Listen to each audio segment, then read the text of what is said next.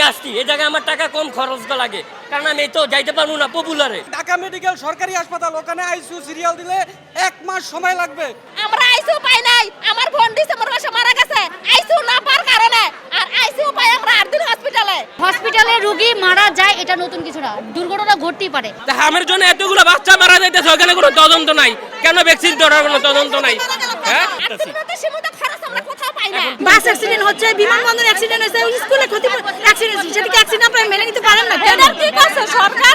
6টা যে শিশু মারা গেছে এটা তো আমিও জানি, তাহলে আমিও তো আসছি গত 3 দিন ধরে আমি এই জায়গায়, তাহলে আমি কেন আসছি? এখানে যতটুকু আমরা সেবা পাচ্ছি, ভালো সেবাই পাচ্ছি আমরা এখানে, ঠিক আছে? অন্যান্য হসপিটাল থেকে এখানে কম খরচে আমরা চিকিৎসা সেবা, ভালো চিকিৎসা পাচ্ছি। বিমানে যে অ্যাক্সিডেন্ট করলো এটা কি করছে সরকার? কত হাজার হাজার মায়ের বুক খালি হয়েছে, তখন কয়জনটা মানুষ করছে? 72 ঘন্টা পর আমরা যাব কোথায়? হ্যাঁ, আমরা এত টাকা খরচ কোথায় পাবো? এই জায়গায় যে একটা নিম্ননামের খরচ আছে সেটা দিয়ে আমরা ভরণ পোষণ করতেছি, এখন কোথায় নিয়ে পাবো? আমরা 20,000 টাকা 30,000 টাকা পার ডে আমি কোথায় পাবো বলেন? 6টা যে শিশু মারা গেছে এটা তো আমিও জানি, তাহলে আমিও তো আসছি গত 3 দিন ধরে আমি এই জায়গায়, তাহলে আমি কেন আসছি? এই জায়গায় আমার সার্ভিস ভালো পাইছি, এই জন্য আমি আসছি। এই জায়গায় আমার টাকা কম খরচ লাগে, কারণ আমি তো যাইতে পারবো না পপুলারে, যাইতে পারবো না তো ইবনিসি না, যাইতে পারবো না তো আরো দামি দামি হসপিটালে। আমার ছেলের যাতে চিকিৎসা, ঢাকা মেডিকেলের মতো বড় একটা হসপিটালে আমরা আইসিইউ পাই নাই, আমার বোন ডিসেম্বর মাসে মারা গেছে আইসিইউ না পাওয়ার কারণে, আর আইসিইউ পাই আমরা 8 দিন হসপিটালে, আইসিইউ এনআইসিইউ সবকিছু আমরা পাই এখানে, সব ধরনের সহযোগিতা আছে, স্বল্প মূল্যে আমরা ভালো সেবা পাই এখানে।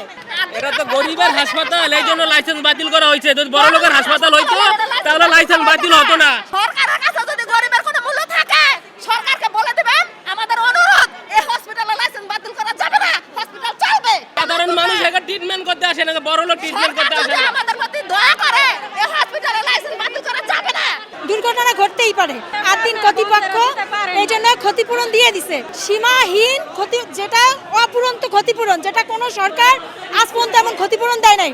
বাংলাদেশের মধ্যে অনেক শিশু নির্যাতিত হয়ে মারা যাইতেছে, কয়টার ক্ষতিপূরণ সরকার দিছে?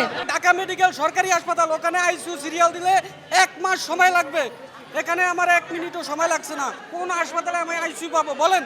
ওখানে আমার আইসিইউ ব্যবস্থা করে দেখ, আমি এখান থেকে রুগী সরাই নিয়ে যাব। 6টা বাচ্চার জন্য এখানে 1700-1800 রুগী আছে, এখন যদি তারা মৃত্যুবরণ করে এইটার দায়ভার কে নিবে বলেন? এই ব্যাপারে সরকারকে বলবো এখানে সেবা কেন্দ্র চালু রাখ, যেহেতু আমাদের বাচ্চারা অসুস্থ তাদেরকে চিকিৎসা চালানোর অনুমতি দেওয়া হোক। এখন অন্যদিকে আমি আইসিইউর বাচ্চা, অন্য জায়গায় আমি আইসিইউ পাবো কিনা সরকার আমার সেই ব্যবস্থা করে দেখ, যে এত রুগী এখানে আছে, এত রুগীর আইসিইউ লাগবে, অমুক হাসপাতালে এতজন যাইবে, এত আইসিইউ আছে, সেই ব্যবস্থা সরকার করে দেখ। এখানে আইসিইউর খরচ কম, এনআইসিইউর খরচ কম, তা আমি অন্য হাসপাতালে তো যাই, আমার সেই দায়ভার বহন করতে পারুম না।